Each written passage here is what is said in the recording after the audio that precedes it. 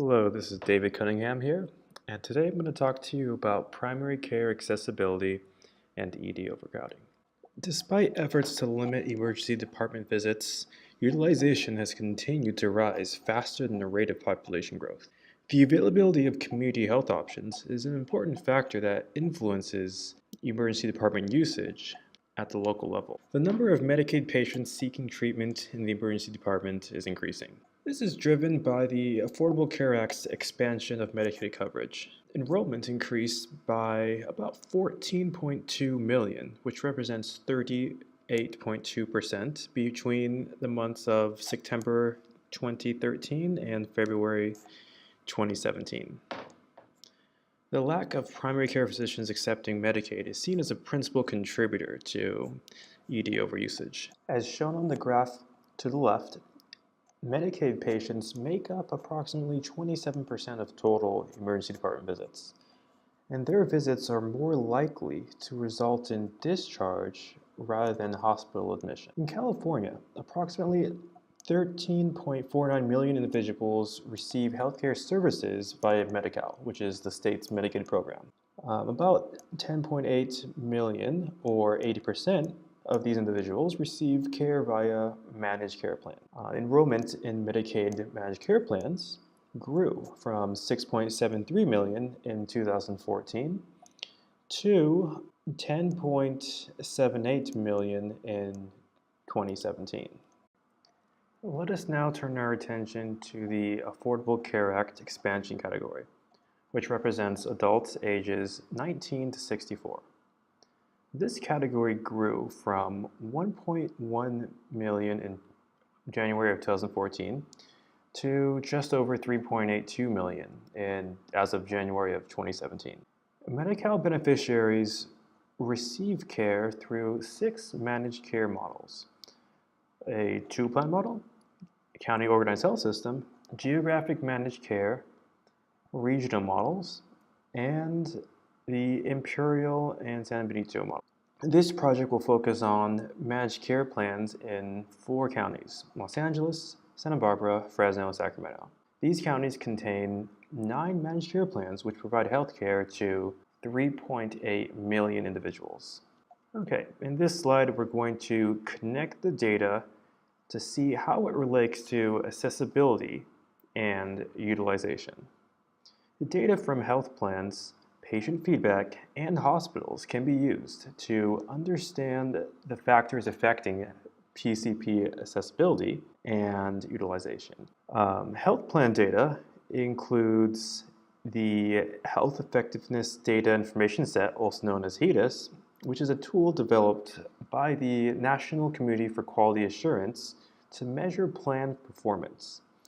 It also includes the Aggregated Quality Factor Score, which is a single score that accounts for plan performance across all DHCS selected HEDIS indicators. The patient feedback category includes surveys. So this is a multi-year survey that aims to evaluate patients' perceptions of their healthcare provider. And over here, hospital data includes ED admissions data, which has been collected and disseminated by the Office of Statewide Health Planning and Development. Table 1 allows for a comparison of county demographics, Medi-Cal enrollment, and AQFS, which is Aggregated Quality Factor Scores. Let's start with CenCal. CenCal is the Medi-Cal managed care plan for Santa Barbara County.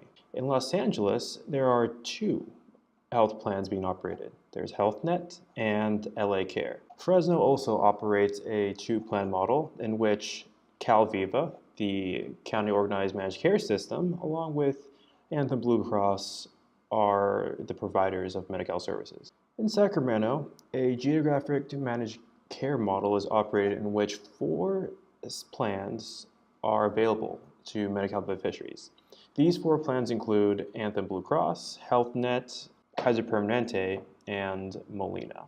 This table compares individual plan enrollment. As you can see, LA Care is the largest with almost 2 million members, while Molina is the smallest with just 60,000 beneficiaries.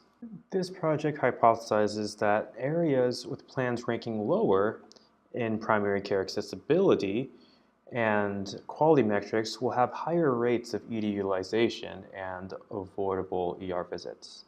The rationale is that individuals who are unable to receive timely care through their primary care providers are going to visit the emergency department to obtain treatment. Additionally, individuals whose conditions are not properly managed are more likely to utilize the ED. Health plans play a vital role in providing access to services and educating patients on how to navigate the healthcare system. So this slide talks about the sources of data collection. In this project, data was obtained from 4 main sources. And from these data sources, 9 quality metrics were being compared. To compare plans, we used a simplified scoring measure known as the aggregated quality factor score. So this is a single score that accounts for plan performance across select HEDIS indicators. So as we can see, Kaiser Permanente and CenCal were among the top performers, while Anthem Blue Cross of Fresno and Sacramento were close to the bottom. So an avoidable ED visit is defined as a visit that could have been more appropriately managed by a primary care physician in an office or clinical setting. So such visits may be an indicator of either poor health management, inadequate access to care, or even poor choices by the part of the beneficiary.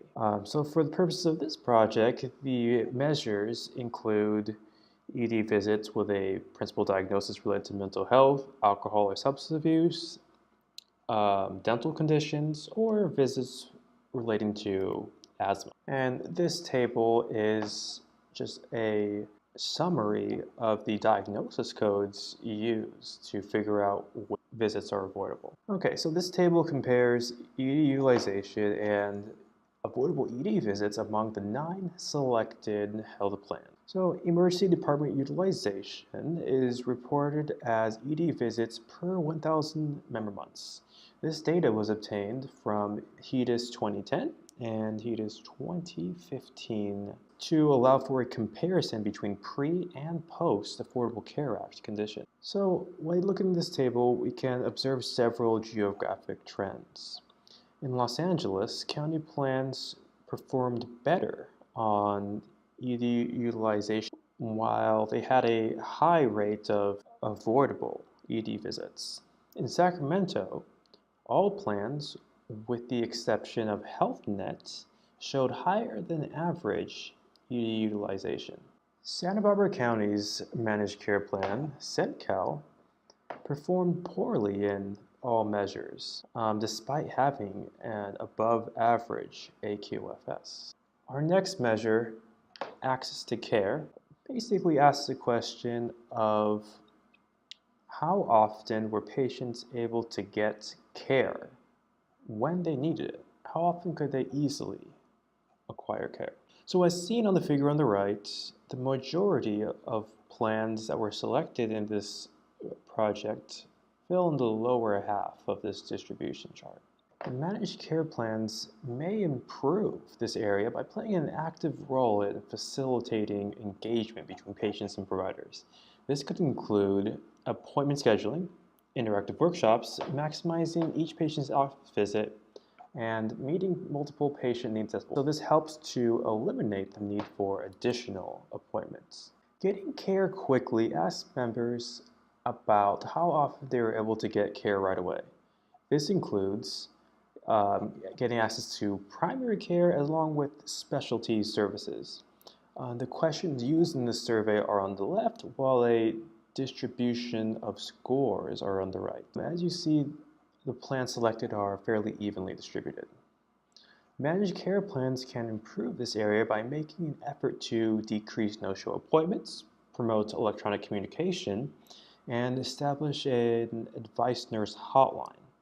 All of this will help to promote more efficient patient care. So for the most part, these surveys aligned with the AQFS scores. In Los Angeles County, both plans, LA Care and HealthNet, performed below average in the Getting Care Quickly category, and HealthNet performed below average in the Getting Needed Care category.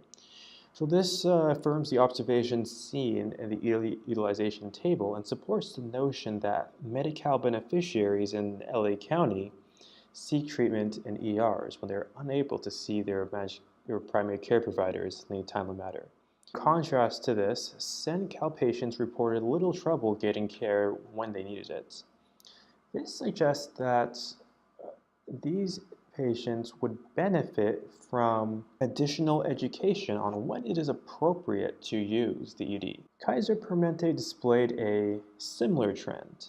However, it had a lower rate of avoidable ED usage.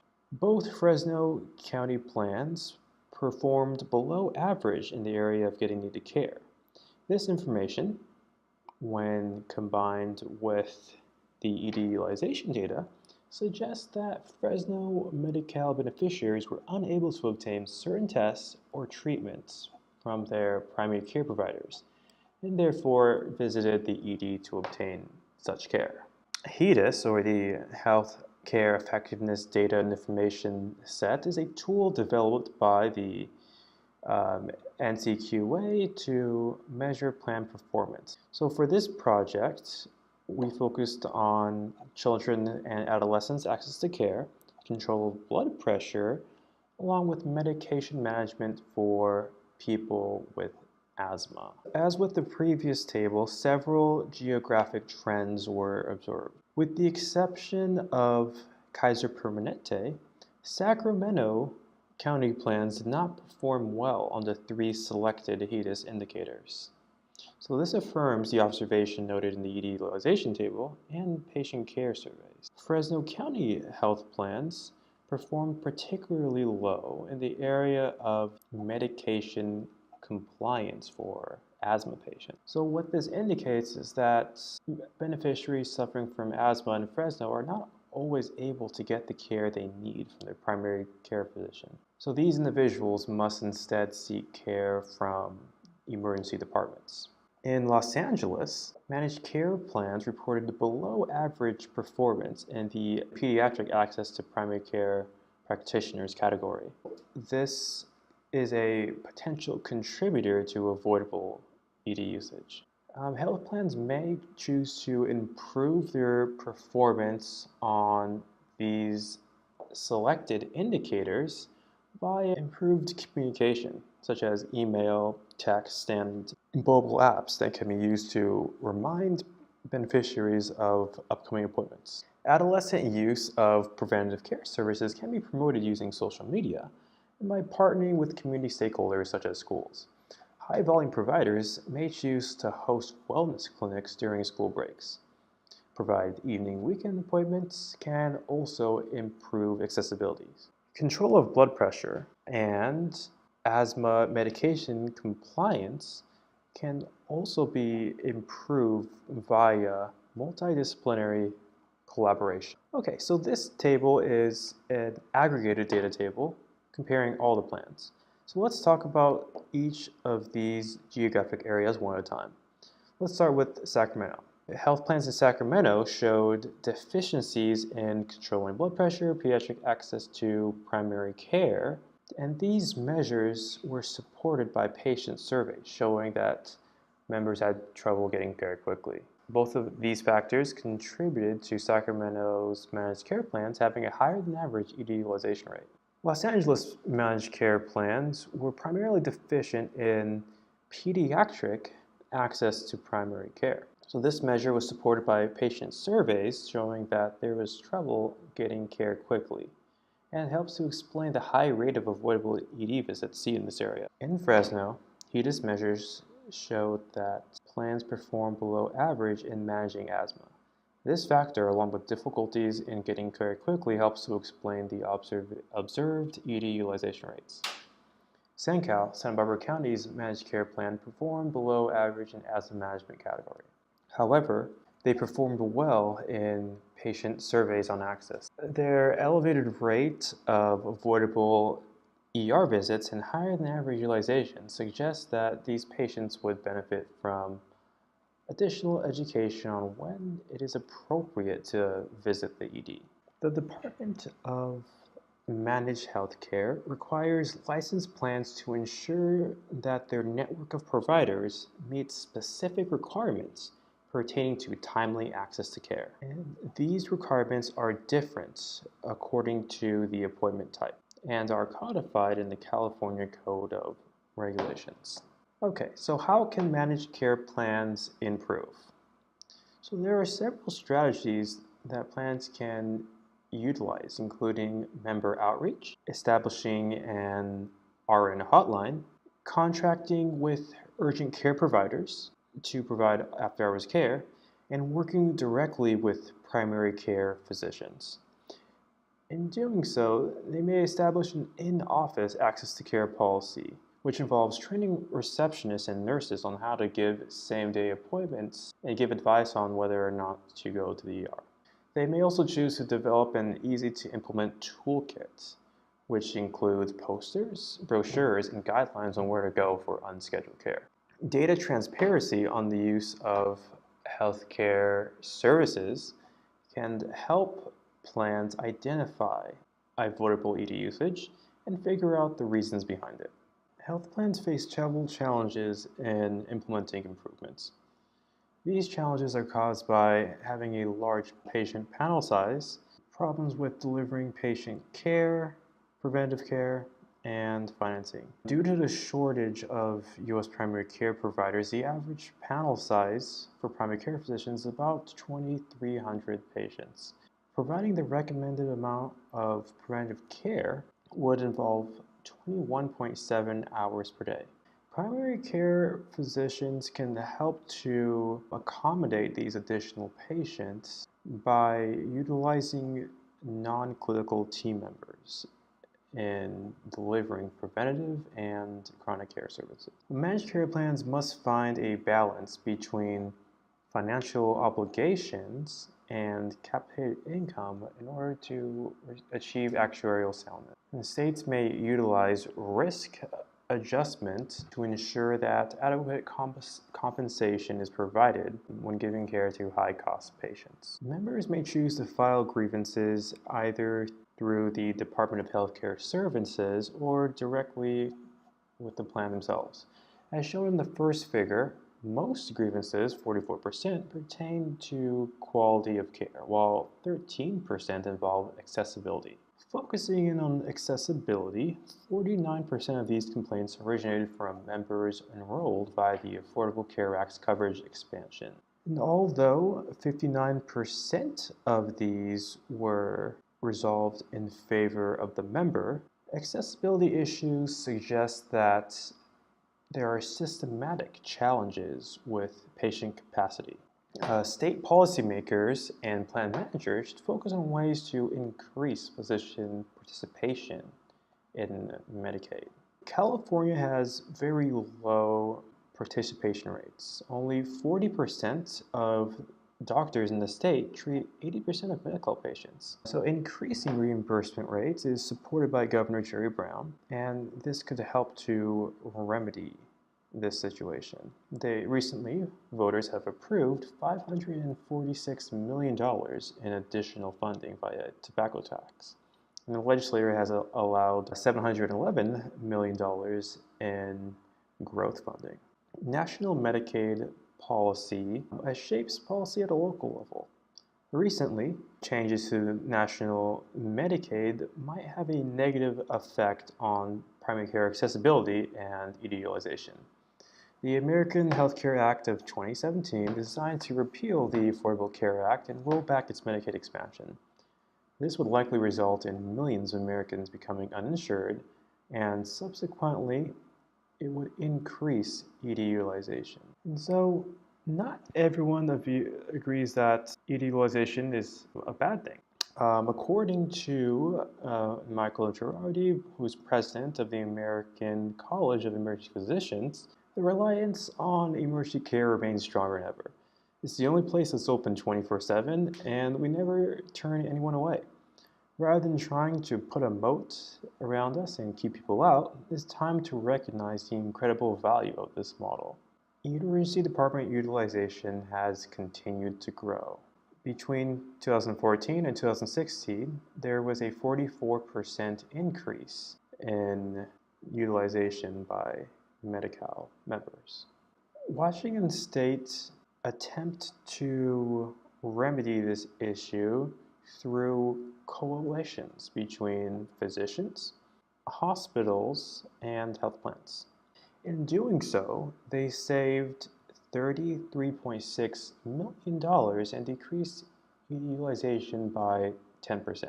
These best practices include using electronic health information to track ED shopping, patient education, identifying frequent users, developing a plan for frequent users, establishing narcotics guidelines, prescription monitoring, and using feedback to monitor the progress of the program. Okay, this concludes my presentation. Thank you very much for listening.